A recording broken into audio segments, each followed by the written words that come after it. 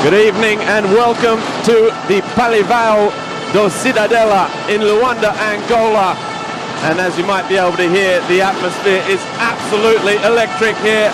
Over 6,500 packed in for the final of the 24th African Nations Cup of basketball. It's the underdogs, Roy, some might say the lambs to the slaughter here today. Cameroon taking on Angola. Roy, can you hear me? Did you just say something, Robbie? This atmosphere is unbelievable, and amazingly, it's been like this for the last few hours. Well, you asked me, Robbie, about Cameroon's approach. How do you approach a game that absolutely nobody gives you a chance of winning or even making it a close game? Well, the answer to that is you say, well, we keep things as close as we can for as long as we can. We don't make unforced errors. We put our foul shots in, and if we're within a few points in the clutch, then we go for it. But the problem is, how do you stay close to a team like Angola?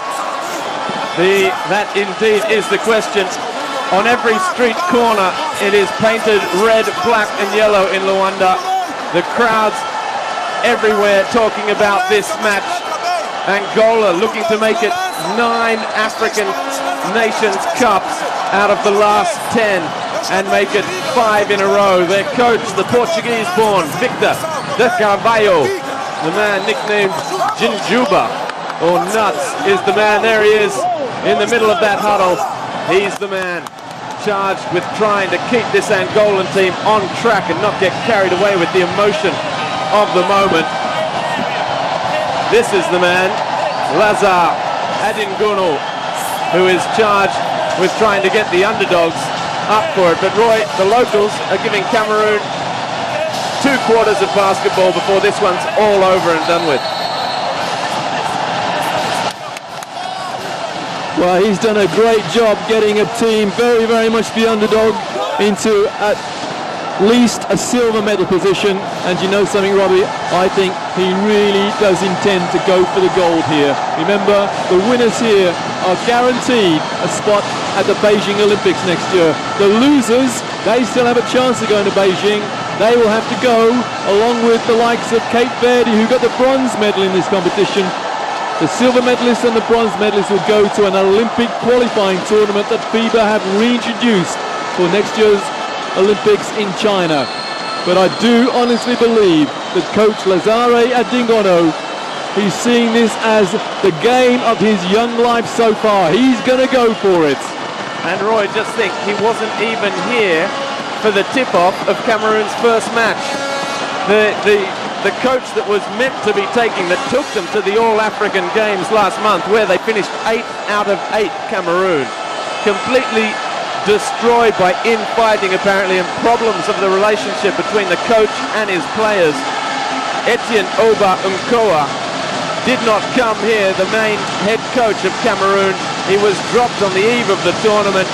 Felix Simen Ingaping took that first game, and at 3/4 time Adingono arrived with 4 of the Cameroon squad direct from the United States of America. 10 days later, here they are. It's the final of the 24th African Nations Cup of basketball. Angola in white, Cameroon in green, and it's the Cameroon team that have won the tip-off and will have first possession. Cameroon simply have to believe they can do it. They have to stop making any unforced errors and make Angola work for this. If they can stay within single figures, then you never know. That's a good hustle, but Angola come up with the ball. Cameroon forced to take a poor shot, and Angola now looking to make them pay for it. Looking inside to Joaquin Gomez for the first score, batted away by Owono. It's the first time we've seen Owono start, Roy, perhaps trying to use his height. Look at the reaction of coach Lazare Adingono as well, wanting his players to run. Bounce ball inside, looking for Vunang. Look at that from Owono. What a great block on the way up before it touched the glass. Perfectly legal. Cameroon again trying to set the attack. It's with Pape Biti. Well, there's no point in Cameroon trying to call out the plays because you can't hear yourself think in this arena. Oh, and the shot clock has beaten them to it. And that is one of the things, Roy, they're going to have to look out for, because there's so much noise that they're going to be upset no matter what, and they won't be able to talk to each other. Someone saying, shoot, shoot, shoot. You can't hear it. The only good thing about that is that they took 24 seconds off the clock, and Angola did not get a fast break. But even the coach is screaming, shot clock, we think, and nobody can hear him. Penetrating inside, looking for the pass, laying off. There, Dominguez. Again. And again, it's Awona for three. Underneath the basket, this time it's Mingas. And Angola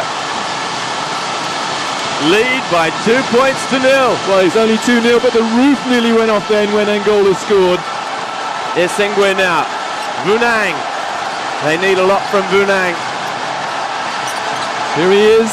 Up it goes for two, and down it goes. And that's so important, the first points for this Cameroon side, just to settle them. And he is one of the leaders, isn't he, Roy? That'll settle Brice Vunang down. He didn't have a particularly good semi-final against Egypt. He stayed in the game, but he missed quite a few easy shots.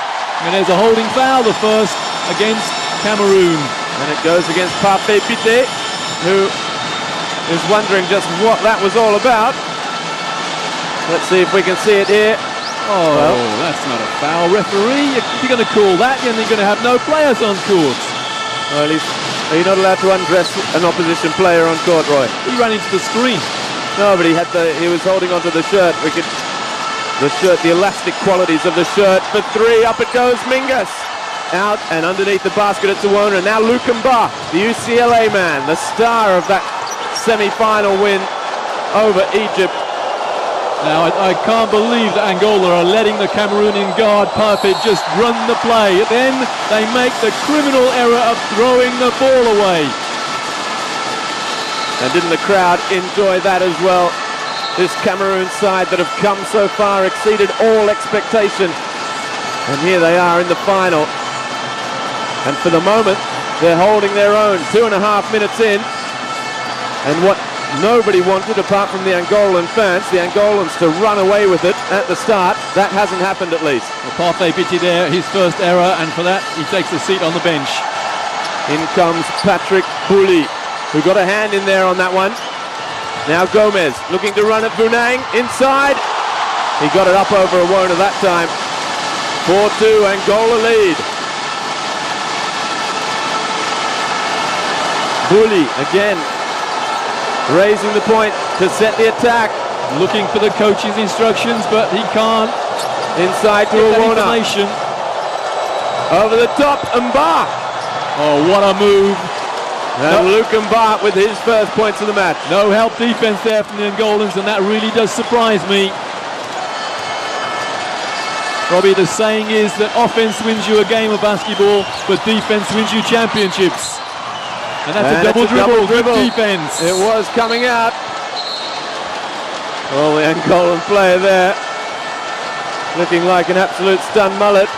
De Carvalho wants to know what that decision was all about, because there was certainly a Cameroon hand in there on Barros. Well, you cannot say the referees are swayed by the atmosphere at the moment. Vunang playing the high post. Up it goes, Vunang in and out, but great rebound, no. Oh, good boxing out from Angola. It was Christian Bayang that couldn't pull it down. Now Gomez up against Awona again. Gomez one way, then the other, onto the right hand. He is sheer class. What great footwork. Kept his pivot foot down, faked twice, and then a nice soft touch. Bayang laying off to Bouli. Again, they're trying to set that attack. Bayang. Awona looking inside for Vunang. Hand in there from Milton Barros. And it's Isingwe, the power forward, who's going to come into the game. He's going to replace Awona. Perhaps that was something of a surprise, Awona starting. 9 seconds on the shot clock for Cameroon. The coach is going to have to use his bench throughout the game. It's the quality of those four players who came late to this tournament. The fact that they haven't had too much preparation with their teammates, and integration is essential. Ekanga coming on. 9 on the shot clock. Kanga, who plays for the Pro A side. Chalon in France, that's the French first division, up off the glass, doesn't go. And I think that's a charge called against Kanga with his first touch. Well, to my mind, Kanga unlucky there because the defensive player certainly wasn't trying to play defense. Remember that dotted circle we talked about in earlier games in the tournament? And that would have been a good no call. Full court press from Cameroon. They're trying to keep the pressure on, aren't they? Well, if they can restrict Angola to taking time off the shot clock every offense and keep it close, and we all know if you can stay within 10 then you can win a game. There's a holding foul against Esanga. That'll hurt Cameroon again. And Gomez is the man at the moment for Angola. He's causing Cameroon all kinds of problems.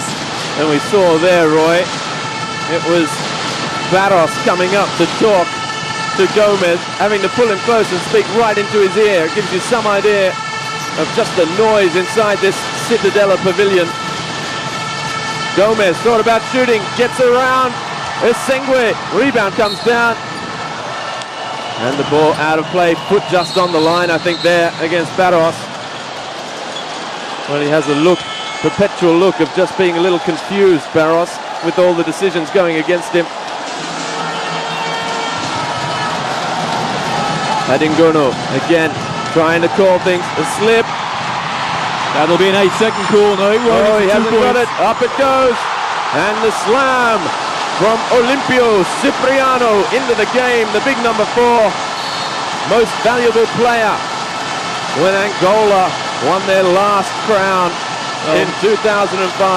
Milton Barros getting a little bit carried away there. He almost had a foul called against him in the front court a couple of seconds ago, which led to Cipriano's layup, and then he just got overexcited and reached in.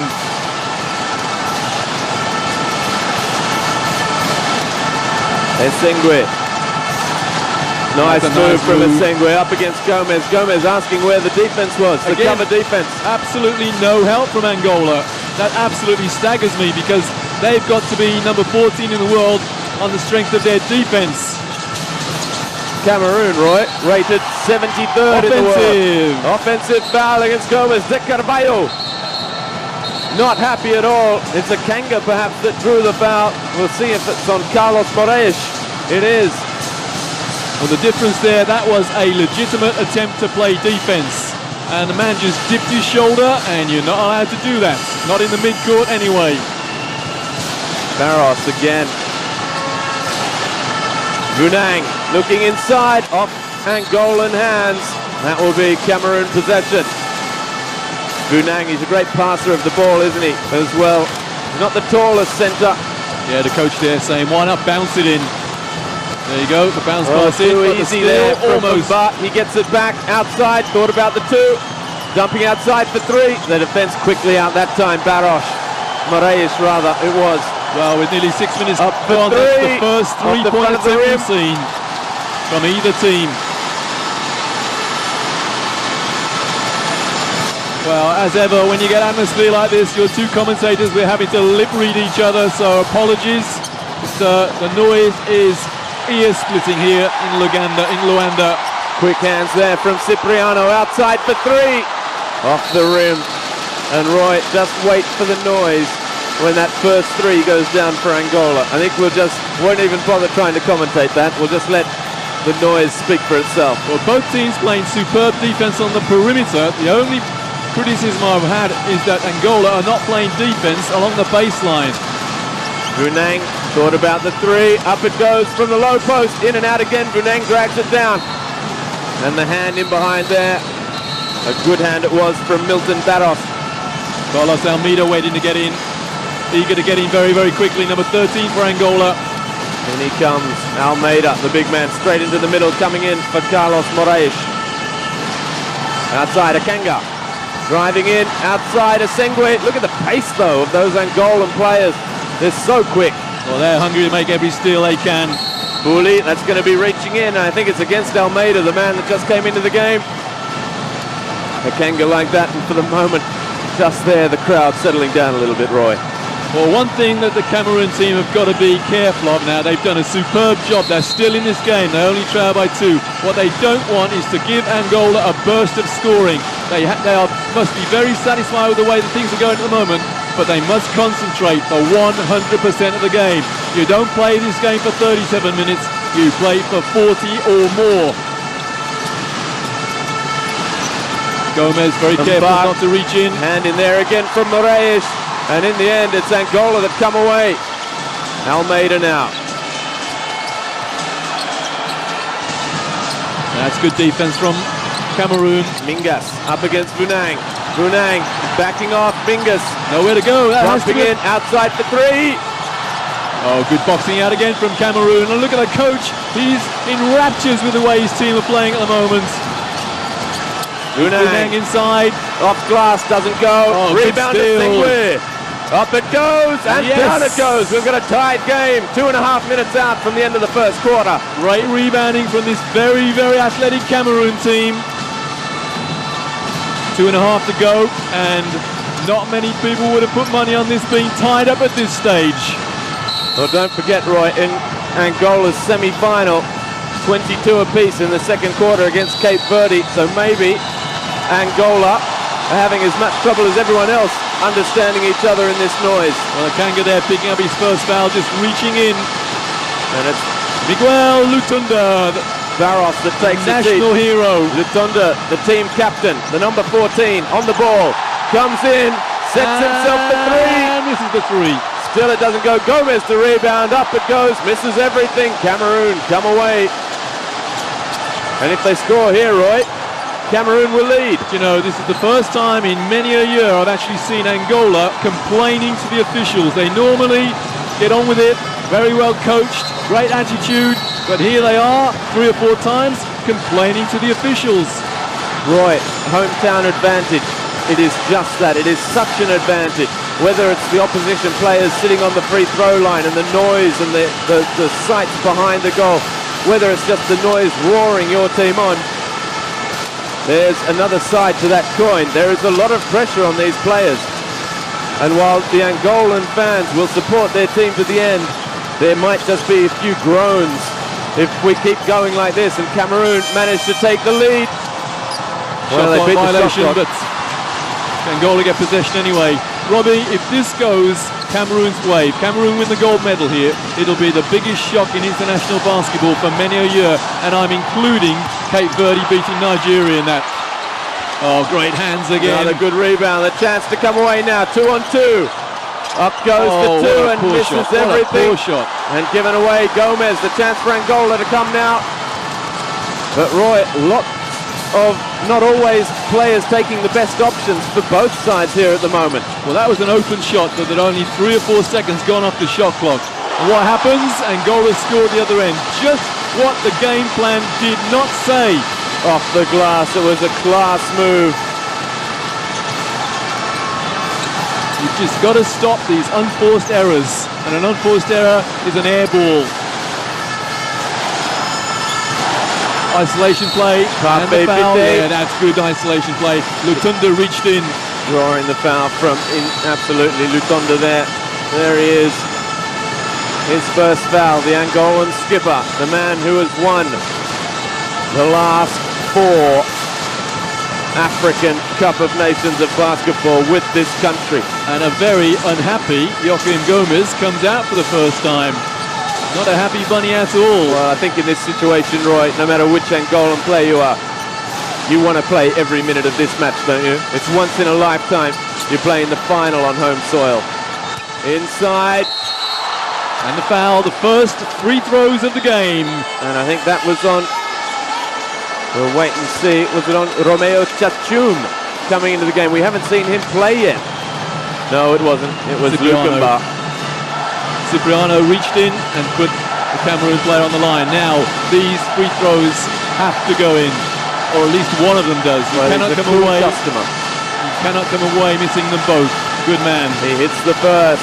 Lukemba Mute from UCLA. He had a great season with UCLA as well. There's actually in the UCLA crowds, Roy. That's one more shot to come. There's now a fan club called the Cameroon Crazies. And what's the saying?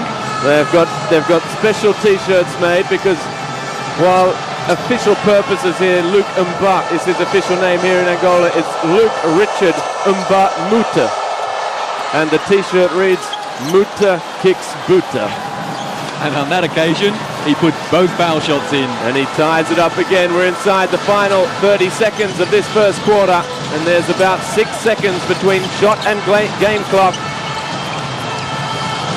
Now, Lutonda. Don't foul Cameroon. Lutonda Make them looking work for for it. exactly that. Inside.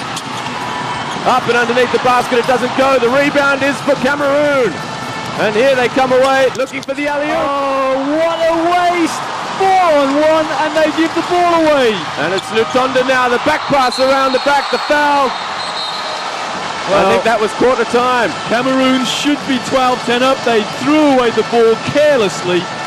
The excitement of getting a fast break with 6 seconds to go in the first quarter got to them, and they squandered the opportunity of taking the lead.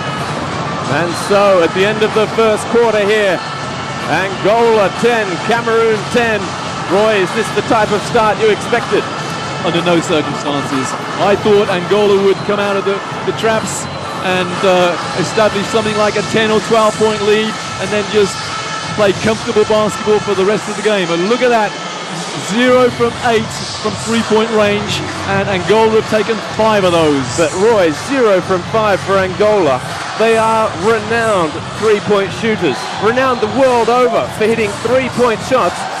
None from 5. What does that mean? Are they the ones that are nervous here? Well, you said before the match that Adingono looked very calm, and we were talking just before we came on air.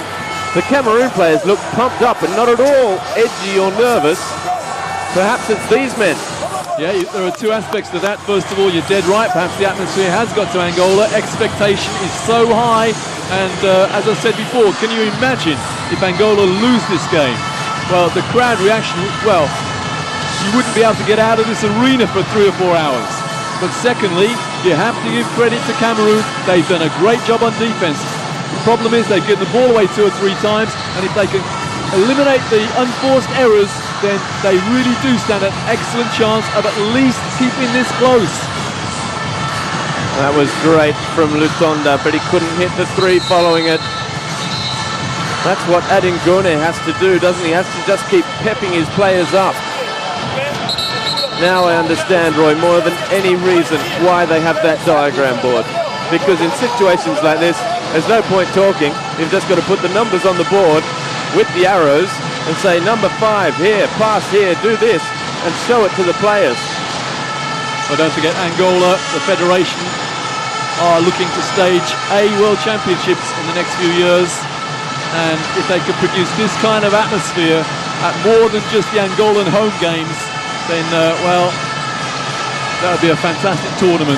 There are a lot more issues there involved, but the atmosphere here is unbelievable. Outside for 3, and the down first it goes. game. Just listen to that, Victor Muzadi. Cameroon went to sleep on defense then and just allowed the open shots. And so now they have 1 from 6, Roy, from outside the arc. It's with Esengwe. Now Owona. Yeah, and that's going to be a foul on Victor Muzadi. Muzadi reckoned he was hooked, but I don't think so. I think that was lazy feet. Yeah, Carvalho thinks he was hooked as well, Roy. Just telling that to the Greek referee, Mr. Koromilas. Well, very often if a player does that, then the coach will say, look, the player's right. The coach will always side with his player. That was no hook. Roy, you've often made the comparison between basketball and football in Africa. Angola penciled in to host the 2010 African Nations Cup as well. So they'll have more things to shout about, but it really is, let's be certain, despite them making the World Cup of football for the first time last year, this is a basketball country, isn't it? Soccer comes second and a long way behind basketball. Esengwe hitting the 2 points, and down it goes. Nicely done from the big man. Well, the groan from the crowd speaks volumes. Not an open shot, but a very good turnaround shot, and the response almost immediate. Oh, they're not getting picked up. Lutonda. Well, from 0 from 5 now, Angola are 2 from 7 from outside the arc. And it's the man, the veteran, the captain, leading by example. Response doesn't go, and strong rebound as well from Muzadi. Now, if Angola score here, I fully expect Coach Lazare and Dingono to call a timeout. He cannot afford to have a run of points scored against him. There's a foul and a good going good against call, the Awona, fouling along the baseline. Now, if Angola score here, I have no doubt that Coach and Dingono will call timeout. I think he's done just that, Roy, unless it's a substitution. So, Carvalho coming in. Well, just when you think you're battling to stay in it, Roy, in comes another legend of African basketball off the bench for the first time in the match. No timeout request yet from the Cameroon coach. Up it goes, Lutunda again. Well, there may be now. So it's now an 6-point game from 10 all. Angola have scored 8 against 2. And just listen to the crowd. Into Asengwe, double team. Here comes the opportunity now to find the pass. Driving in. Blocking foul. It was Frank Ndongo. Yeah, the defender just got his feet there too late. Just a quick word with him, Mr. Official. But yeah, no problem for the referee. Good call.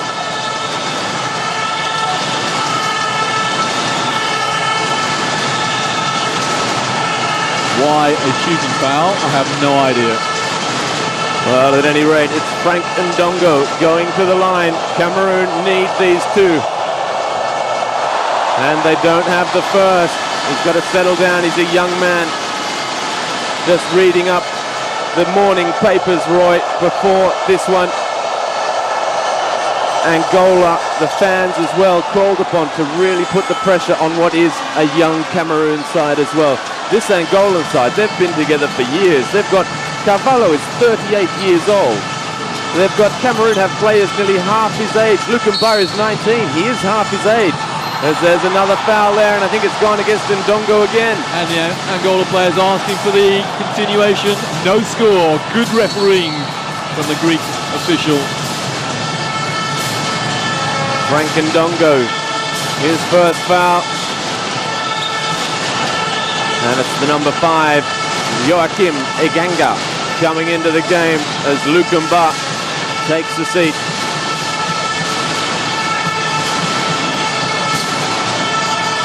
Well, the organisers did a fantastic job in getting these two teams here through the crowds. There are crowds of people outside as well. Another holding foul. Bunang reaches in. On Almeida that time.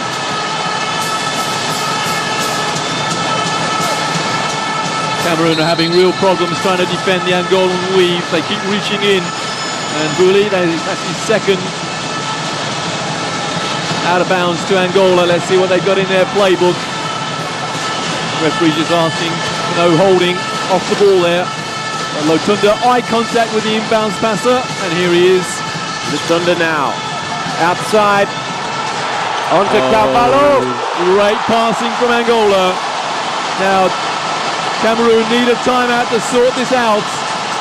That's 3 threes in this period. And they are under the hammer, Roy. There is no doubt about that.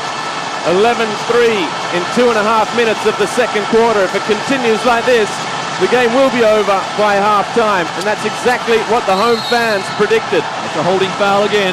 Yeah, Lutunda. No, it's Almeida. That's his third. He won't be there much longer.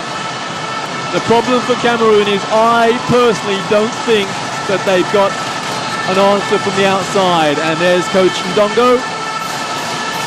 Timeout, please. And he has called that timeout, Roy, as you predicted. They trail by 8. 7 minutes, 19 left in the second quarter. Now, what does he do?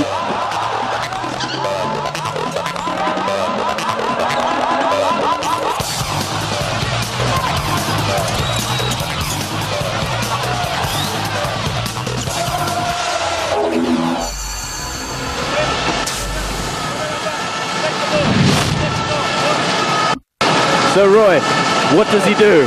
Coach Lazare, Ndongo there. He has 2 choices.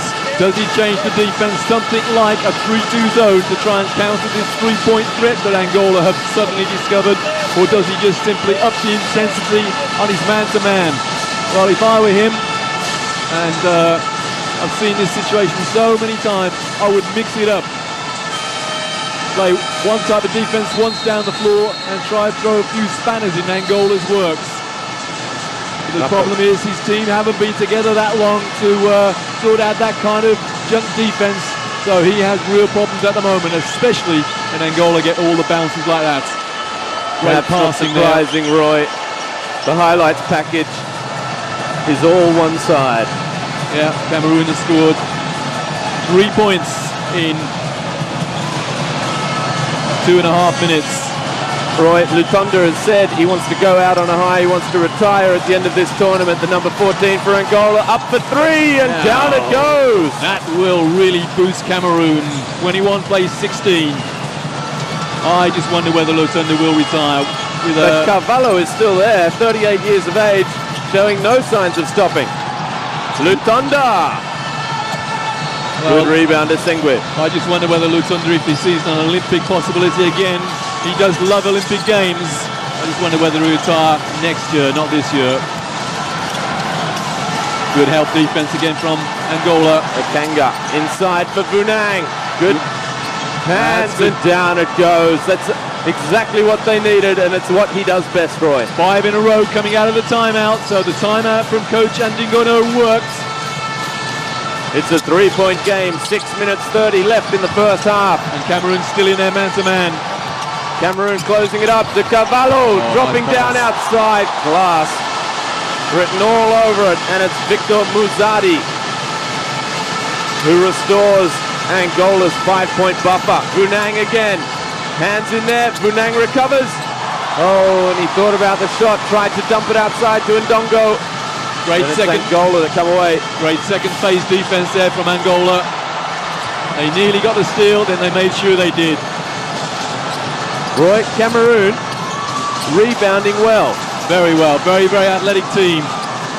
They box out well, they do the basics. And that guy does a great job inside. Vunang gets his own rebound. That? He's pumped up, Roy. I've never seen him anything but pumped up, Vunang. Eduardo Mingas picks up his first. They are committing a few fouls, Roy. We've already seen Almeida with 3. Angola are renowned the world over for their relentless defense, and sometimes that does lead to a lot of fouls. In the Athens Olympics, they played Lithuania. They were 24 points up, and then they disintegrated because they nearly all fouled out. And that was the result of some very, very cynical fouls. Into the game. And a female French referee who saw everything. Into the game comes Armando Costa as Vunang on the line. Gets the drop. First one goes down. And that man on your screen there, Lazare Adingono, looks down. This to make it a 3-point game. Vunang. No mistake whatsoever. You know, Coach Andingono is doing his resume, his CV, an awful lot of good here because he keeps his cool in very, very difficult circumstances. I'm very, very impressed with his man management and his reading of the game. Owona comes into the game as Brice Vunang takes the seat. Angola by 3. Armando Costa on 5. Outside. Down underneath the basket, outside for 3, all the time in the world for De Carvalho. Oh my goodness me. He looked up at the shot clock and he's injured. But what a cool 3-pointer there from what a cool player. Well, and Cameroon get the rebound. Respond again as Sengwe with the 2. It's a 4-point game. I'm not sure if someone landed on Carvalho's foot after he took that 3. Let's have a look. He just set himself. Oh no, he landed on a wire. He stepped on Adingono, who had just very cleverly positioned himself right behind Carvalho there. You're dead right, actually, Robbie. And really, in all reality, Andingono shouldn't be there. He has a coaching box, and in theory, he shouldn't stray out of that. But so often the coaches do, walking on the sideline. But there was no malice there whatsoever. So no, he wasn't moving. And Carvalho just stepping back, turning his ankle. Probably hurt for a moment, but I don't think it'll keep him out of Angola, looking to make it 9 out of 10.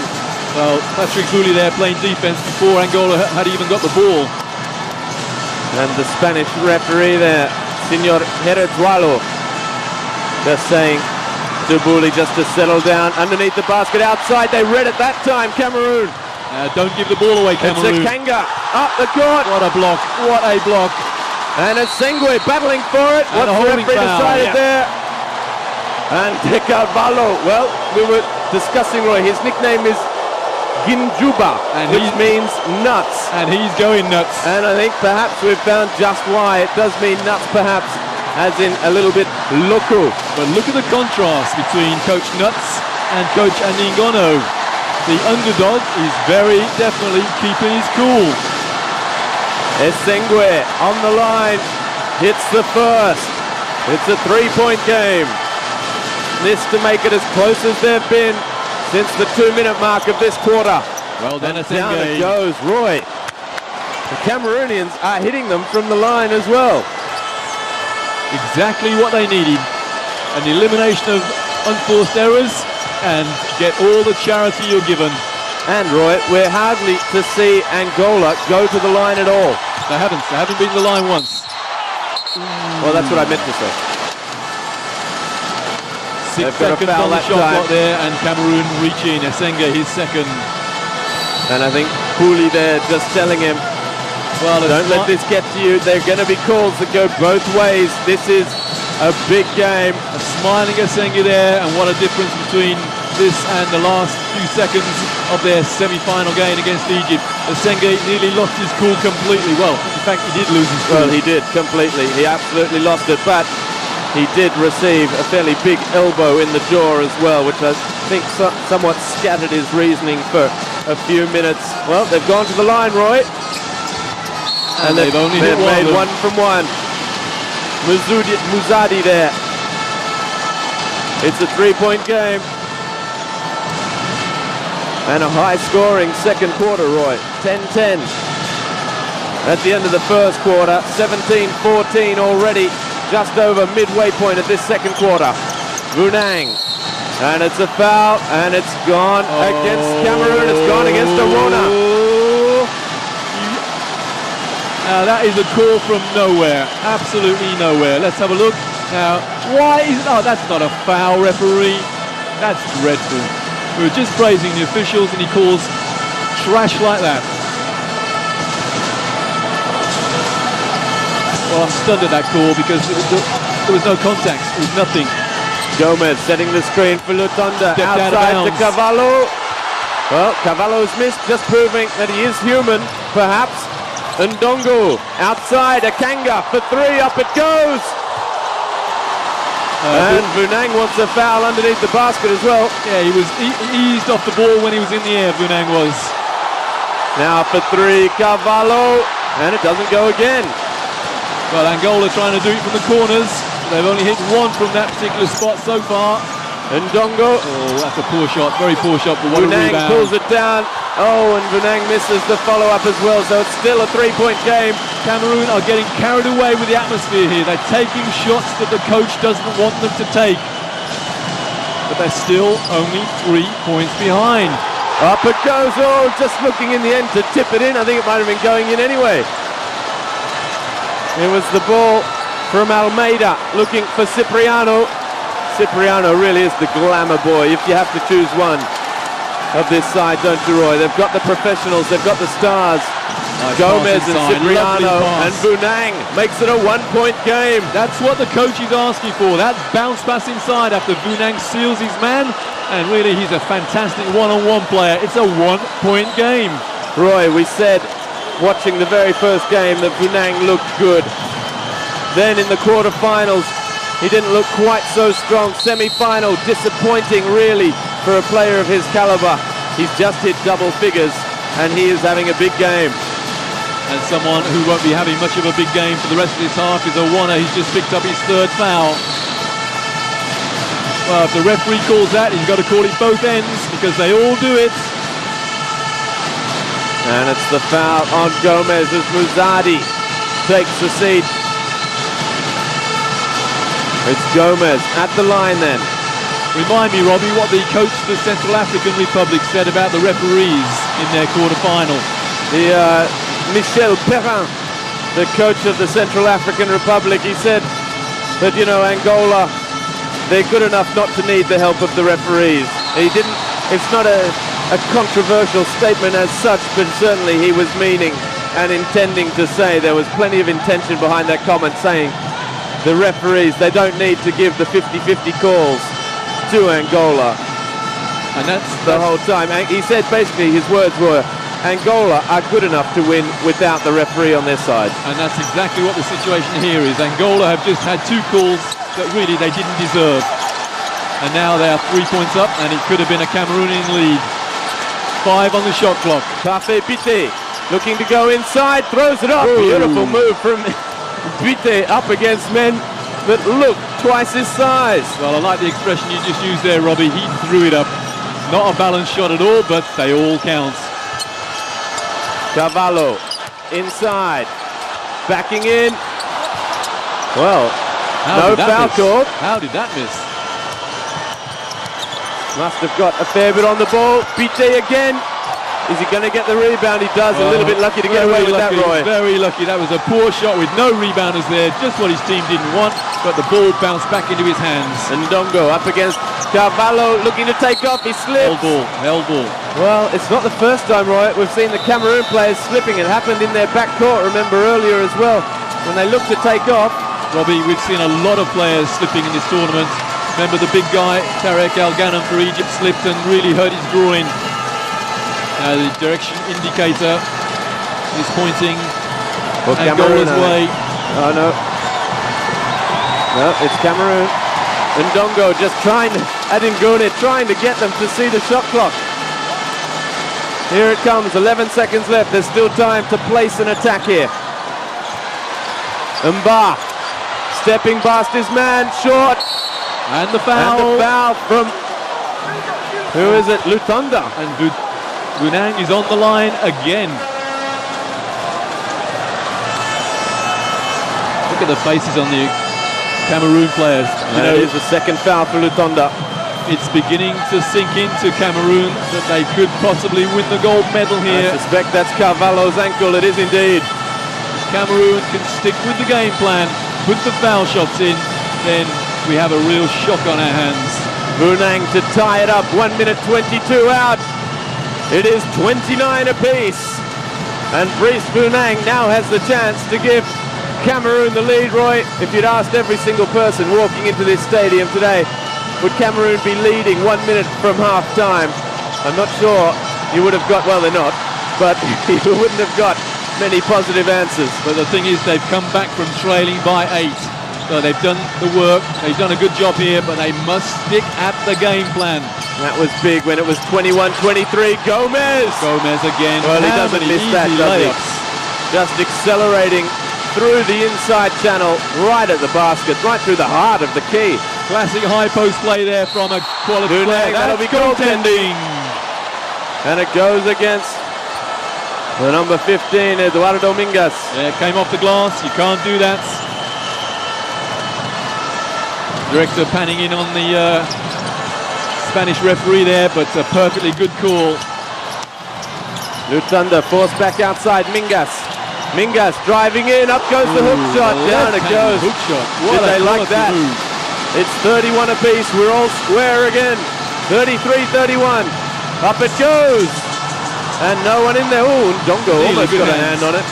Now, will Angola keep the ball for 24 seconds now? There is a very, very slight differential between game and shot clock. Moraes looking inside. Oh, the hand in there. Oh, and they couldn't quite get the turnover because Akanga was facing the other way. Up goes the shot for 2. Out it comes, boxing out from Bunang. 5 seconds. 3, 2, 1. They've got to put it up. 3 from Ndongo. Oh, and it misses everything. Half time here in the Pavilao di Cidadela. Look at the anguish on the faces of these fans. Roy, we have a big match right here. Who'd have thought that Cameroon would be in striking distance? They were meant to be the victims here to an outrageously rampant Angolan side. Roy, it's a 2-point game. In answer to your question, Robbie, no one in Africa would have thought that Cameroon would be within 2 points of Angola at half-time. And you know what, Robbie? The Angolan coaches, including the head coach, have been reduced to whinging at the officials. And that is a great battle won for Cameroon. And just looking quickly at the stats before we go to the half-time break, Angola have been sending Cameroon to the line, and Cameroon have been doing the business from the line as well. And look at the rebounds, 20-10 in favour of Cameroon. That is staggering. Funang, 13 points. Join me, Robert Thompson and Roy Birch, for all the action from the second half. We'll be back here in 10 minutes' time. Don't go away. Welcome back to the Pavilão di Cidadela, the Citadella Pavilion here in Luanda, jam-packed with over 6,700 screaming Angolan fans. I'm not sure, Roy, if there's even a very, very small Cameroonian contingent here, because we haven't seen them. We're all set for the second half of the final of the 24th African Cup of Nations of basketball, with myself, Robert Thompson, and joined in the commentary position by Roy Birch. Roy, question for you. It's a 2-point game, Angola leading 33-31. How much longer can Cameroon keep this up? Can they go all the way? The start of the second half is crucial to the underdogs. But remember what Cameroon did to Egypt at the start of the second half. They scored 10 in a row, and that's why they're here in the final. Egypt did not expect Cameroon to come out all guns blazing at the start of the second half. The problem is that is exactly what Angola want to do. They want to come out in a run of scoring, and they want to score 10, 12, 15 points quickly, and then lay down to Cameroon to say, right, now you get back in the game. The first team, I think, to go on a run is going to hold the upper hand here. Just quickly before we really get things moving here, a bit of housekeeping. Roy, yesterday, Cape Verde beat Egypt. Opening score of the second half goes to Angola. Cape Verde finished third in this championship. An incredible result as well. Absolutely. That has to rank alongside Cameroon reaching the final. Well, I wrote onto one of my chat boards in England that I have just seen the most astonishing game in international basketball ever. I've seen the most astonishing result. That was Cape Verde winning their way to the semi-final. But here we have Cameroon doing not quite such a miraculous job, but they have worked wonders to get to this final, and they're still in the game. I'm not sure if those two count. It's been called a holding foul. They do. It is a 2-point game, and a second foul for Olimpio Cipriano. It's Luke Umba on the line. The most valuable player so far is on the line, and he takes it to a 1-point game.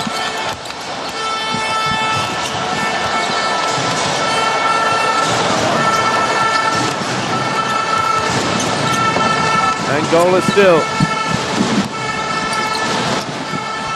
looking inside, laying off, beautifully done. And it's Gomez that hits the two after that pass from Almeida. Back in the game with 3 fouls, and Gomez is going to go to the line now. Well, we identified Gomez as a key player at the start of the game, and really, he's keeping Angola in this game.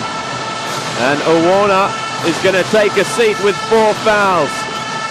Well, that could be a blow, because he's the only man that can really rival the big Angolan men for height at any rate. It's Gomez on the line, and it was Minguez actually that found him the pass. Big responsibility on the shoulders of Brice Funang now. He's got to stay in the game, and he's got to do an awful lot of rebounding. That's the big number 12, and it's going to Cameroon. No foul call, and it's going to rely a lot more on this man Esengwe as well, the power forward who's come in and lined up immediately on Gomez outside. That's going to be a backcourt violation. Well, they don't touch it, and Esengwe there working his way inside, but then throwing it away. Angola sprung a bit of a surprise here. They've come out in a zone, and that's really thrown Cameroon. They haven't got into their offense yet. Now let's see what kind of defense Cameroon are playing. They're still in their man-to-man. It's a 4-point game. Outside with Cipriano. Good defense from Brice. Now Moraes still going and forcing Armando Costa all the way back now inside, dumping outside Dominguez. Ooh, a 3 with 4 seconds to go on the shot clock. 41-34. This is the danger now. The big run from Angola. It's begun. They led by 2, but they've outscored Cameroon by 5. And now the break. Will we have a timeout? I think we might do. And it is Armando Costa, and it was Brice Venang that gave it away. Suddenly Angola have burst out of the blocks. It's a 9-point game, 43-34. And really Cameroon are hurting themselves. Mba. Now Pape Bite. Angola back in a man-to-man. That changing defense is making it very, very difficult for Cameroon to set anything. Oh, yeah, Mba getting the rebound. And the whistle. Well, I heard a whistle. Perhaps it was just in the crowd. Whistle in the crowd, yeah. Commissioner's got to sort that one out. That's poor offense again from Cameroon. They've got a new shot clock, but they gave the ball away very, very easily. And this could make Angola's lead into double figures. Oh, they've given wide open. Gomez a run at the basket. He decided just to take the easy 2. It's an 11-point game. Roy, Angola are upping the ante. We were chatting at half-time. And I think that's a technical foul against Angola. And he's telling Carvalho just to sit down. Now, why would you commit a technical foul? Why would you whinge when you are 11 points up? That doesn't make sense. And the Greek referee there, Mr. Koromilas, making that call. Carvalho not happy. All the players coming across to try and calm him down. In the old days of Angolan basketball, not that long ago, used to be the other way around actually, wasn't it? The coach, Mr. Palmas, had such a tight rein on these players. There, it's almost the other way. The players coming around and just tapping the coach. Settle down, coach. It's all right. We've got this one now. Yeah, We're back in control. I can't imagine Mario Palmer ever getting a technical. Can you imagine Mario Palmer getting tapped on the behind by his players, just saying, "That's all right, coach. Settle down, settle down." The glare he would give them. They wouldn't dare. They wouldn't dare. Exactly. Oh, and he's missed the second, but it's still possession. It's a 10-point game, and has that broken the run of the Angolan side? Now, the problem with the technical foul is that plays on the referee's mind as well, and almost certainly the next 2 or 3 calls will go Angola's way, because that technical is playing on the mind of the officials. It happens so often in basketball. Esengwe for Pape Bite. 9-8 on the shot clock. Setting the screen. They find Venang for 2. It doesn't go, but he pulls down the rebound. Driving in up against. Oh, great move on the boards from Esengwe, but still it doesn't go. Now that's better for Cameroon. They have a new shot clock and they did throw up garbage. And Barros not happy. His second personal foul. Now what can Cameroon do to get back into this game? They trail by 11, and under the circumstances in a close game, that's a big deficit to make up. And look at the defense from Angola now. It's 100% intensity. And again, Venang can't hit with the hook shot.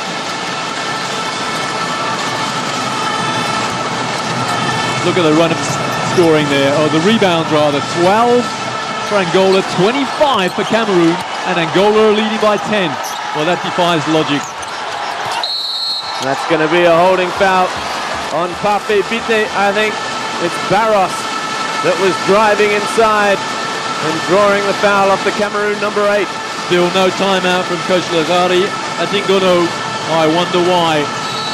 He can't afford to let this margin get any bigger. Well, he's going to make a substitution. Bite coming out. Local dignitaries seem enthralled, as indeed all of the 6,500 spectators here. The lead back to 11. Barros hits the first from the line. A member of last year's World Championship squad. Most of these players are the Palancas Negras, as they are known. you know, Robbie, when the home side are shooting foul shots in a normal game of basketball, the crowd goes quiet. To allow their player to concentrate. Here, the noise is just incessant. All right. This entire Angolan team, all 15 players, are drawn from two Luanda-based clubs, Petro Atletico and Premier Augusto. See, the now, two big sports clubs. So they're obviously used to this, is what I'm going to say. If it went quiet, they'd probably start looking over their shoulder. What's going on? What's happened? But now, the crowd haven't got the opportunity to increasing the noise when the visitors are there. Oh, but listen. They make a different noise. And then they cheer. It's a real raspberry coming up from the crowd there. A big roar of disapproval. Lukamba. Here it comes again. Just listen to this. Trying to distract him with waving those sticks through the glass. And it worked. And he misses 2 from 2. Lukamba, he was the man that powered Cameroon into this final. An absolutely superb semi-final performance from the number 13 against Egypt. They defeated Egypt 58-52. Angola dealt with Cape Verde 96-60. And what's the call here? Bruce Valang gets a foul. But we think that is his first. It is indeed. But he has a tremendous attitude. That was what we call a tippy-tappy foul. Hardly anything at all. Just a hand on the back. That's not a foul, referee. And no reaction whatsoever from a quality player. Well, the crowd enjoying themselves here now. I think they've got it. They do now. Just listen to that. Another 3 points from Eduardo Mingas. Surely Cameroon must call timeout. Well, Cameroon are in danger of imploding here. The steal, away comes Armando Costa. And that is possibly the timeout called there. Yeah, look at the slumped shoulders of the Cameroon players. Adingone wants his players in as quickly as possible. I just think he waited too long. He could have called it when it was a 7-point gap. Now it's 15.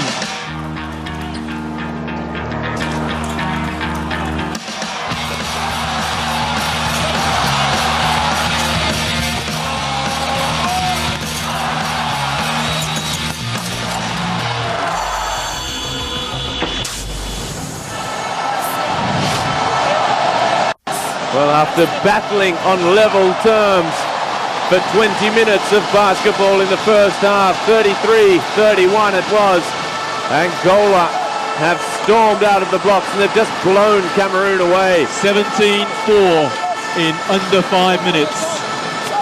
That was the burst of scoring I was talking about. Maybe Cameroon could have had that burst, but no, a really very, very professional Angolan team have blown Cameroon off the court. There are the scorers so far, and Gomez, well, he had 8 at the end of the first half. He's added 5. Vuneng had 13. He's still there. Hardly any change for Cameroon whatsoever. Mingas as well coming to the party now. He's moved into double figures.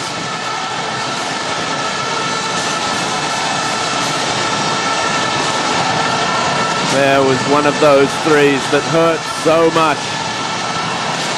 Eduardo Mingas. Well, basketball colleagues of ours in the commentary box were asking why Angola were trying to win this game from outside the arc in the first period. They went 0 from 5, but there's your answer, because they are a renowned three-point shooting team. Especially, Roy, they're not the tallest side in international basketball, are they? It doesn't show up so much against the side like Cameroon. Down it goes for 3 again. Armando Costa. They're hitting them from everywhere now, Roy.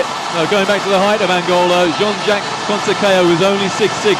He was a real quality international centre. But at 6'6", he always found himself in the Olympic Games and World Championships up against a guy 6 inches taller than him. And that's why Angola never came really in the medal positions in international basketball, except, of course, here in Africa. That's a foul on Cipriano. Going back to international basketball, I was looking at their scores for the first time we ever saw them at the Olympic Games. They got absolutely hammered in 1992 by the Americans, 48-116. But then they beat the host Spain by 20. Close game against Croatia, lost by 1 to Germany. Close game against Brazil. They beat China by 10, and then they lost in the elimination round to Spain by 3.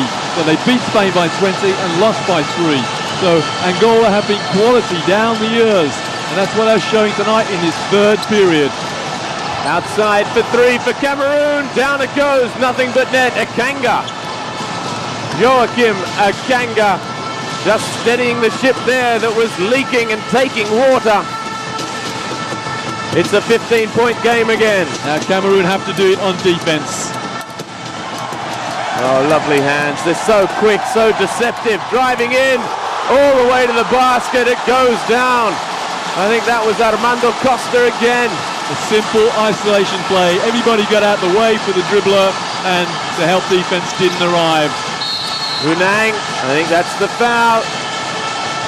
And it's been called against Milton Barros. Well, he reckons he got all ball, but I tell you what, Robbie, both officials called it.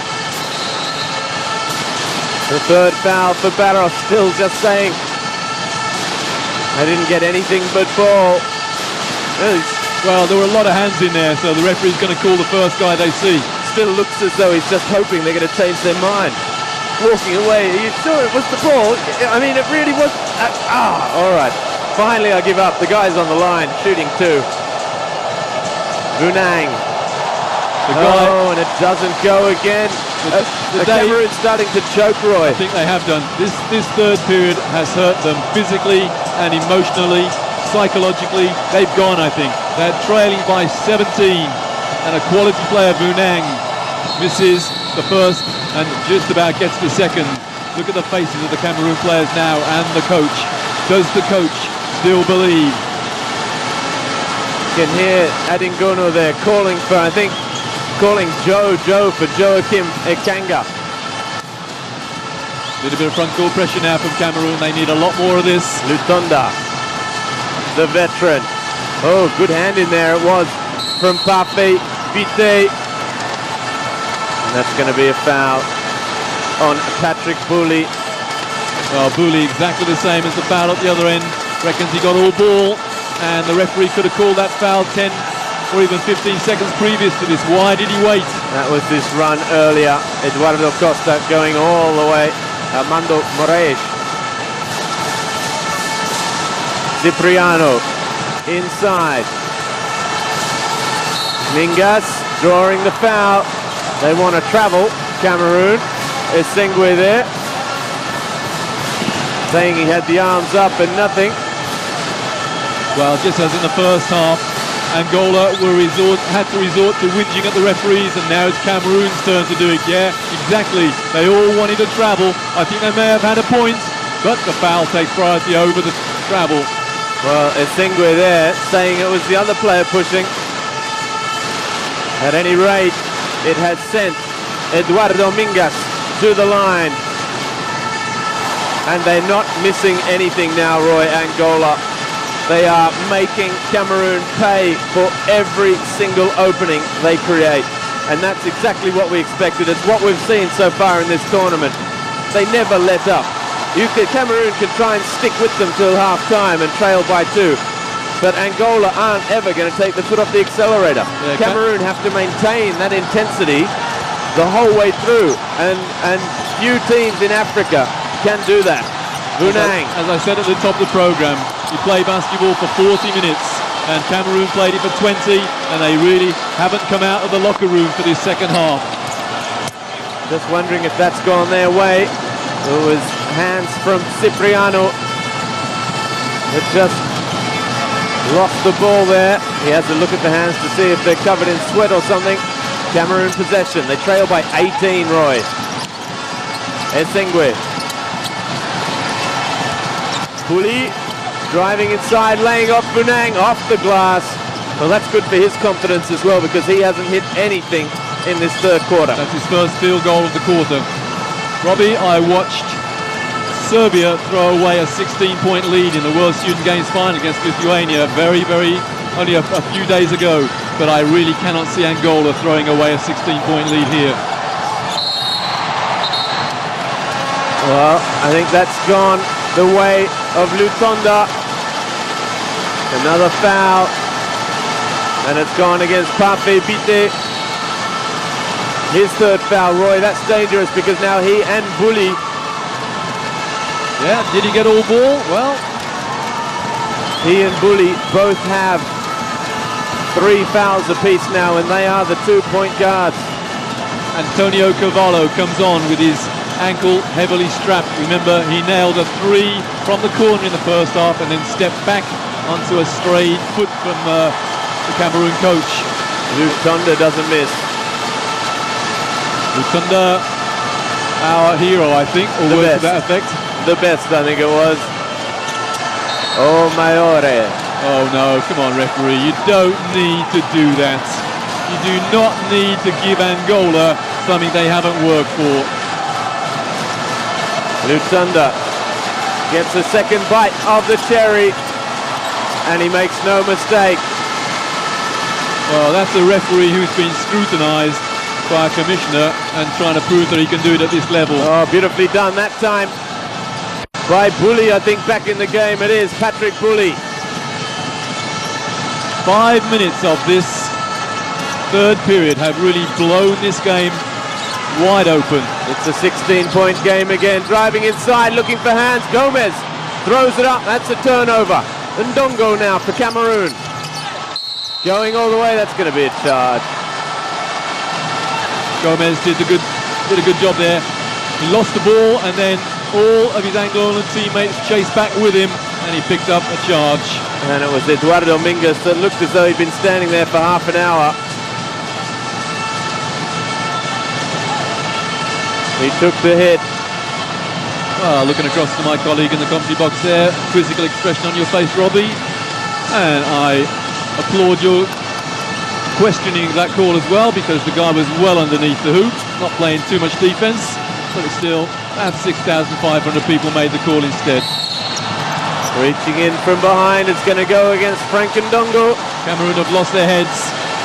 They're giving away cheap fouls now, and Vunang just telling them. 2 very good captains here. Vunang for Cameroon, getting his troops around him, but an even more experienced captain, Miguel Lutonda, for Angola, saying this is ours unless we throw it away. It's ours to lose now, ours meaning Angola's. Lutonda looking for his second. No problem whatsoever with all that movement going on behind him. But as you say, he's used to this kind of atmosphere in Luanda. Bully inside for Vunang. Off the glass, still it doesn't go. Vunang trying to bring it down. Angolan hands. What have we got? A 3-on-1. 3-on-2. Cavallo thought about the 3. Now with Gomez, they settle it all down. They don't rush anything, do they, Roy? If a shot is not open, they're not going to take it. They're going to maintain their composure and look for a better option. That's the difference between these two teams at the moment. In the first half, Cameroon only trailed by 2, but they could have led by 10. They just disobeyed the stall. They got rebound after rebound after rebound, and then poor shot came next. And look at again, rebound, they should have brought it out. Great battling there from Christian Bayang. Yeah, Bayang's only 20 years of age. Oh, come on, coach, you cannot question that ball. The foul on Lutonda. He's got 3 now. And they've managed, after taking those early fouls, Roy, they've managed to just not get their big men, their key men, into foul trouble. It's been that easy. They've sat them out. They've brought in the people off the bench, the players off the bench who have done the job. Cameroon, they're starting to be the ones to rack up the fouls now. Well, that is what has always impressed me about Angola over the years. They go down the bench a long way, and in reality, the coach could put any 5 out as starting 5. Lutonda takes a break. And that was great shooting from the free throw line from Christian Bayang. When the pressure was on, he had to make those. It was a 20-point game. It's back to 18. Milton Barros driving in. Doesn't go. Vunang raises the hand to help up Barros. Angola have done the damage now. Now they're enjoying themselves. It's just a matter of controlling this lead now, Roy. Wasn't it great, Roy? We just saw Vunang there help up Barros because that's a big foul from the number 12, and he immediately acknowledged it, helped him up. The two teams, they walked out arm in arm, Roy, for the start of this match, and they had their, before the tip-off, they walked up to each other, hugging each other, saying, good game, good game. The Cameroonians obviously very relaxed, but there's been a great feeling between the two sides. Well, that's true professionalism from both teams. And really, the expression I love to use in these kind of circumstances is Angola will take no prisoners. They will execute their game plan, and they will flatten somebody if he needs flattening, and they will execute perfectly, and then have a beer with him afterwards. Up for three it goes. Oh my word. In and right in and then back out, and finally goes down for Patrick Bully. We say it wiped its feet. In the last few seconds of the third period, Angola lead by 17. The man-on-man defense. Up it goes for two. Down it goes, Roy. They weren't doing this in the first quarter, but now every opening, every two-pointer where they get to set themselves and take the shot, they're just not missing. It may even be a situation where Cameroon are tired. They're now 2 meters off their man on defense, and that's why Angola are hitting so many open shots. 5 seconds in the third period. The three goes in. 2 from 2 from him in the last minute. And that's the end of the third quarter. It's a 16-point game. 67 to 51. Unbelievable. Cameroon have scored 20 points in that quarter. Angola have scored 34. They've really stepped on the accelerator there. And in this case, Roy, when the game has been blown wide open, what does Adingone do? Well, let me take you back to the World Student Games final that I worked on a few days ago. Lithuania got back into the game from trailing by 16 on a prayer. They brought a young kid off the bench who nailed 4 3-pointers. Nobody knew who he was. He stood in the corner, nailed 4 3-pointers, and then Lithuania played intense defense for a whole period. That's what Cameroon have got to do. But have they got the mystery man to come off the bench? Well, I don't think so. Patrick Bully's just hit 2 from 2 from outside. Maybe he's an option, and then they've got to really up it on defense. So, Roy, you said they look tired now. It comes back to the preparation again, doesn't it? Exactly. The team was not together to prepare. They had a different coach. They weren't happy at the All-African Games. They finished 8th out of 8, last, rock bottom. They come here via the repechage because they failed to qualify automatically. The coach and 4 players turn up after the start of their opening match. Physically, mentally, they're not prepared. They've exceeded everyone's expectations. They've done a fabulous job. And for half a game of the final, they've matched them as well, Angola. But now, is it just the final hurdle? It's just one step too far. I think it is. Let me take you back to that first game we did when we didn't know any of the players, and as you say, 4 players walked through the door in the third quarter. This team bears absolutely no resemblance to that first game that we did, Cameroon against Mozambique. They have worked miracles to get to this final. They're a credit to Cameroon. The problem is they're playing against a team that is used to playing at this level and used to winning and refuses to let anyone get anywhere near them. Roy, there's a quarter left in this final. It's match number 48 of this 24th African Games. Angola, they've defeated Rwanda. They've defeated Cape Verde twice now. They've defeated Morocco in the second round. They did it again. They've demolished every opponent they've played. Down it goes, Bully. Roy, that's 3 from 3. Is that the man we were talking about? That's exactly, he's hit his last 3 from 3 from outside. That might be the mystery man to do it for Cameroon. Well, we do love close games, so let's give it to the three-point shooter. Of course, we have no bias here in the commentary box, but we do love close games. And It's that's a an charge, offensive the call foul. going the way of Brice Bunang. And it's another foul on Almeida. That's his fourth. That's his fourth, indeed. Roy. Patrick Booley was one of those players that walked through the door in the third quarter of their opening game, coming from the Manhattan College in the NCAA. Almost a slip. Again, the floor very, very suspect. But it's only 13 now. I wonder whether we'll see a timeout from Victor de Cavallo. Are they looking? The ball in the hands of Patrick Booley now. 1-4 offense from Cameroon, 2 high posts. Are they trying to set him for the three? It's a foul in there, and it's against Olimpio Cipriano, I think. I just wonder how proud Nuts is, how proud Victor de Cavallo is. Is he proud enough, or is he too proud rather, to call a timeout now? His team led by 20, it's back to 13. He needs a timeout. I just wonder whether he's too proud to call it. The foul called. Let's have a look at the shot clock. Shot clock reset on a foul, so... Absolutely. So another possession for Cameroon then. Will they try and find the hands of Patrick Booley? There he is now. What they need to do is to give him the ball, not at point guard. They've got to give it to him in space. Well, here he goes, trying to make that space. Driving into the basket. They're looking for him now. Here he is. Up it goes. Not that time. Not that time. A great rebound underneath the basket as well.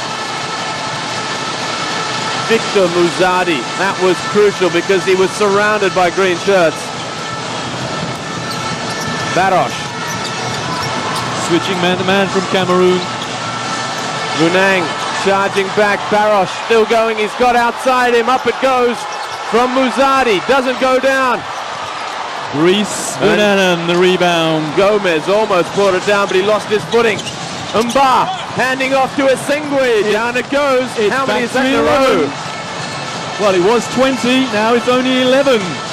Cameroon on the charge in this fourth quarter. Perhaps they felt they've got nothing more to lose. And still no coach, no timeout from the coach whose nickname is Nuts. They're on an 8-point run and the foul's gone against Luke Mba.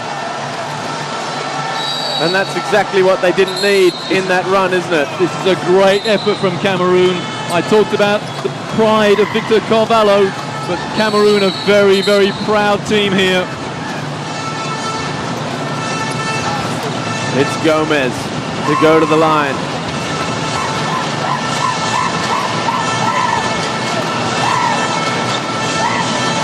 Listen to that. The noise just starting to let up a little bit. But I'm sure if Cameroon get any closer, these fans will be right behind them again. Great handoff inside. Well, Angola needed those two. And it's Muzadi that gets the two. It's back to a 13-point game. Angola's first score for a long time. And this will be their second, I think. There's the steal and there's the foul. Unsportsmanlike, yep. And it is unsportsmanlike against Mba. Roy, that's the first time we've seen it called in the entire tournament. They've saved it for the final. Referee had no choice, absolutely no choice. They both called it, pulling his shirt. And look at that, he reckons he had his hand taken away in the first place, but no, I'm afraid that is an unsportsmanlike foul. And if he continues arguing here, he'll get another one. Here we go. Yeah, there's the shirt pull. And what's worse, did it go in? It didn't. If that had gone in, it would have been 2 points counted, 1 and possession. A possible 6-point play. As it is, it's a possible 5-point play. The 2 from the line, and if they get a 3 from it as well. That really has broken the spell that Cameroon had on the gut on this they were period. on the charge, weren't they? And he hits 2 from 2. They're not missing, Roy. I said it before. Look at that. Lotunda gets his troops to surround him and talk about what they're going to do in this out-of-bounds play. Ball in the hands of Milton Barosh to bring it up the court. He finds Armando Costa. Now, Almeida looking for Muzzadi, driving inside, strong play. Strong and a bit of a mismatch in there, even though Brice Bounan is the centre, he's only 6'6". Look, they're trying to call the move. It's not happening. Here it comes though, they were trying to make the space. Back to 17. They've got their two little men in there now, all the way across. Oh, what a turnover. There's a and violation. there goes the shot clock. You know, I'm amazed that Brice Bounan doesn't even look at the hoop. He can shoot threes. We saw it in the first game. He's a great all-round player, but he's not looking at the hoop, and he's sending the message to Angola that he's not going to shoot. Well, what was that message being sent by Adingono there? Just holding up a bit of paper. Was it the white flag? It wasn't the white flag. I think it was a switch on defense.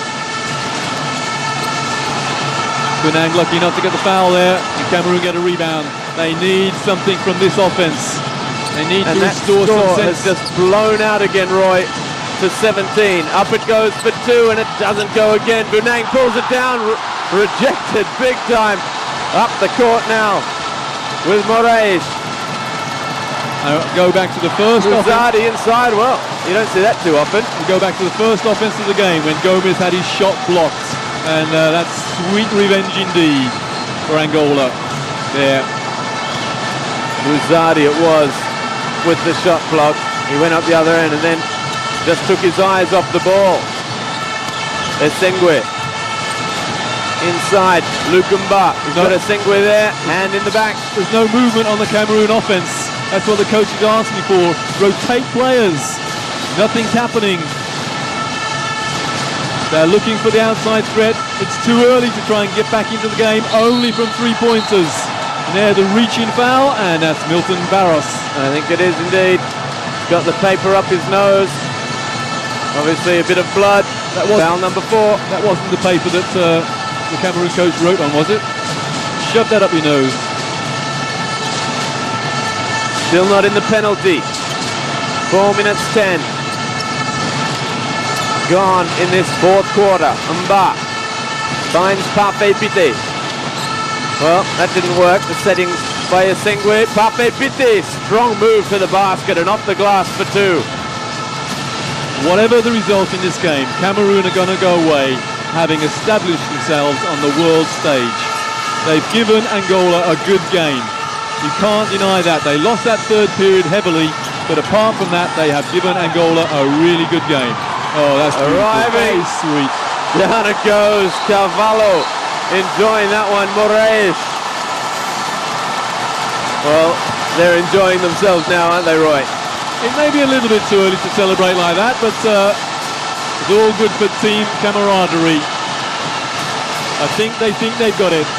Roy, you're just talking about whatever the result here. Cameroon have done their country proud. They've done themselves proud as well. They're on the world stage. Roy, now they're going to the Olympic Games playoff tournament next June 2008. That's plenty of time for the Cameroon Federation to get Lazare Adingono and say, you go and coach your college team now, but we're having camps every 3 months or whatever before this tournament. We're going into camp a month, 2 weeks before the Olympic qualifying tournament with the coach, with the players. You help us pick the ones you want. We're going to give this a good shake. The problem is the Cameroon Federation, they have to come out of their normal way of doing things, because their normal way of doing things created the problems that we encountered at the start of this competition. They arrived late, their best players arrived late. So the Cameroon Federation have got to take advice, got to get a few consultants in and say, look, we can do it on the world stage. What do we need to do? And as you say, it's all about preparation. But I mean, that's what I'm saying now. They've got the chance. They've got know. to get this guy in the position. They know now they have 10 months to prepare for a tournament that could be the biggest thing in the history of Cameroon basketball. Well, they could be the equal of Angola, who of course don't have to go through a qualification situation, assuming that they don't blow this now, and they won't. But Cameroon with Cape Verde, and they're in the same situation. Cape Verde, exactly the same situation as Cameroon. They've done wonders this tournament, winning a bronze medal. Who would have thought that? Now, when I came to this tournament, I looked at the first games we were going to do, and I thought, Cape Verde, where's that? But they are now on the world stage, and they can climb the ladder of world success, as indeed, of course, can Cameroon. But it's only 15 points. Now, I've always said, if you can get within 10 points of your opponent, then you can beat them. But Angola keeps raining in those threes. Almeida that time. It's big, it's his first, just showing that he can do it as well. Ekanga, almost the ball slipping through the fingers there. Inside to Vunang. Up he goes, off the glass, it doesn't go. Grabs the rebound, well done. That's how to stay with it. That's how to stay at the boards. And it's back to a 16-point game. Look at that, 18 points for Vunang. 4 minutes 13. And Vunang, he had that period where he couldn't hit a basket for 4 or 5 minutes as well in that third quarter when everything went wrong. You know, there's a committee of press people who select the All-Star 5 for a tournament, and Vunang simply has to be in there. He's had a great tournament. He probably had half a good game in the semi-final, but in the rest of the tournament, he's been superb. And his attitude as well is wonderful. Under 4 minutes to go. Musati outside, thought about the three. Musati for two, high off the glass, rebound, back out. 3 on the shot clock. 2, 1. Oh, well, somehow they managed to get him to hear that because he was standing near the halfway line there. Armando Costa, the bench screaming at him to throw it up. And he must have the hearing of an owl to have heard that. Third foul on the man that just threw up that hopeful three-pointer. We call that shot either a prayer shot or for some unknown reason, Robbie, and I'd never known why that kind of shot in basketball is called a brick. I never understood why it's called a brick, but it is. I would have thought it's not called a Hail Mary when you just throw up and you say a Hail Mary because you know you're going to need all the help you can get. Yeah, I say a prayer shot, a hope shot, whatever, but yeah. The basketball terminology, the world over, it's called a brick. You throw up a brick. Can't help you out with that one, Roy. No, I don't know too many people who know the origins of that expression. Long, oh, what a pass. A pick out, Almeida. Almeida's missed. Angola missed from outside the three-point line, Roy. Well, they are human. And it's back to 14. Theoretically still possible. And what's that going to be? Foul against Mingas. I don't think he's laughing inwardly. And he wants the defense to push out more. Put more pressure on the passer. It's Esengwe going to the line. Esengwe who plays once again another man in the first division of American College. University of Las Vegas. Quality college. Quality player.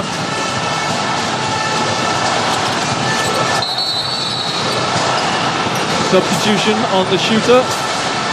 No, it's Vunang coming out. No, I think it was... Oh, yes, it is indeed.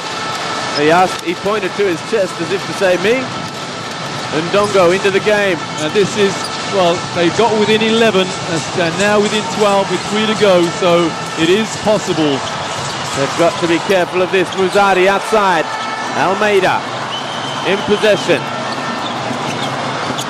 Ekanga there, harassing Almeida. They hand off.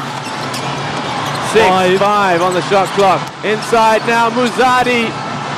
It doesn't go, and Cameroon drag down the rebound. Now surely if Cameroon score, then De Carvalho, coach to Angola, must call timeout. If he doesn't, then he's asking for trouble. And it goes. And there, I think, it's the timeout. It's exactly that, Roy. They've called the timeout. Roy, it's a 10-point game. Who would have thought? Angola 78, Cameroon 66, 2 minutes 45 left. Well, there goes my sweepstake because I had the score at 78-68 at the end of the game to Angola. So unless we have no points scored in the next 2 minutes 45 seconds, then I've lost out on that particular situation.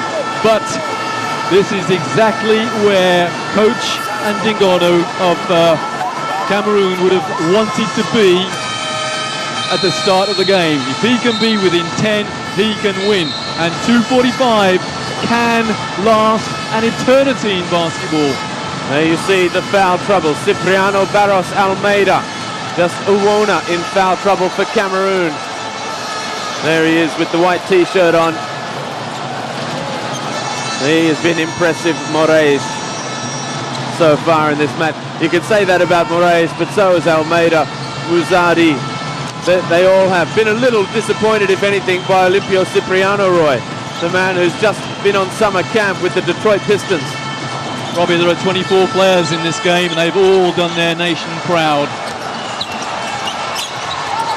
Lotunda somehow found a teammate. Up it goes for three. Misses everything. What a pass inside. And they still drag down the rebound. Shot clock restarts. And Moraes just gets there out of trouble. Just what Cameroon didn't need coming out of the timeouts. A long period on defense. Especially if Angola now score. Musadi off the glass. Easy as you like. 12-point game.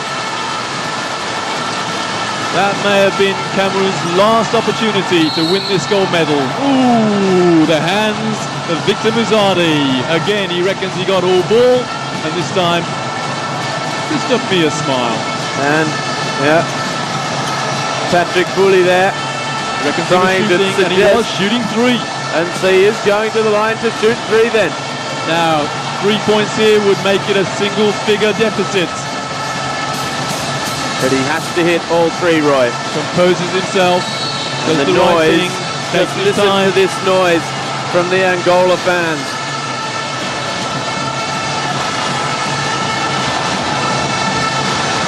Again, whatever happens, Robbie, everybody talking about this game thought it was going to be a 40, 50, 60 point hammering, but no way. Oh, the coach thinks. He's still trying to work out a plan. You can see it ticking over there behind the eyes. What can we do just to keep getting closer? Keeping the pressure on. It's an 11-point game, the closest they've been for a long time. Patrick They've Bully. been within 10, haven't they? They're still within 10. Down it goes. It's a 10-point game. Bit of a zone press here from Cameroon. No, it's not. It's a man-to-man press. Oh no, that's not a foul, referee. Foul on Uwona, number 5. Ridiculous. He's out of the game. And he wants to go and have a word to the referee about it as well. In fact, it's Christian Biang. It's not Uwona, the number 14. Well, one of my coaching colleagues is always saying the basketball game should be won by the players. It should not be decided by the referees. And that was an awful call. Angola. Every point Angola score now is another nail in Cameroon's coffin. There's the foul. Now that is the from foul. Patrick Bully. No doubt about that. That's an angry foul. And it's his 4th as well. And he's sending Lutonda to the line. He knows it as well.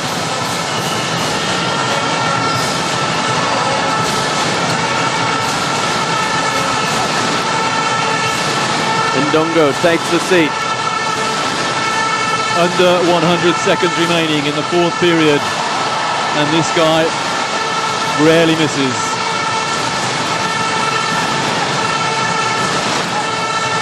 Well, he's a superstar here, isn't he, Roy? There's a guy called Luis Bullock who plays for Real Madrid. He missed 1 foul shot all season. And he was there many times. Bully laying off inside Asengwe now.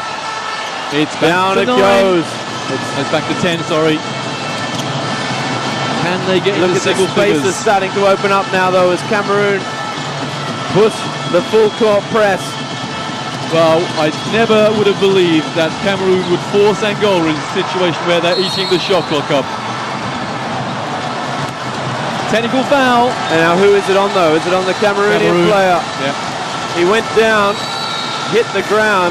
I thought for a moment he was claiming he was fouled. Well, Bully wants to know Timeout. what the call was. We had a timeout called by Cameroon. Roy, I wouldn't mind seeing that one again. It's a 5th foul, and the last one was a technical.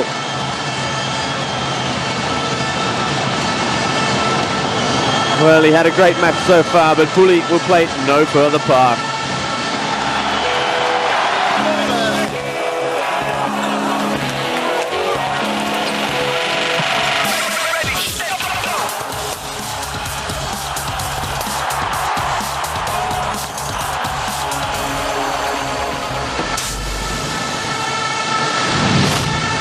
Well, we still don't quite know why the technical foul was awarded against Bully, but let me give you a little summation, Robbie.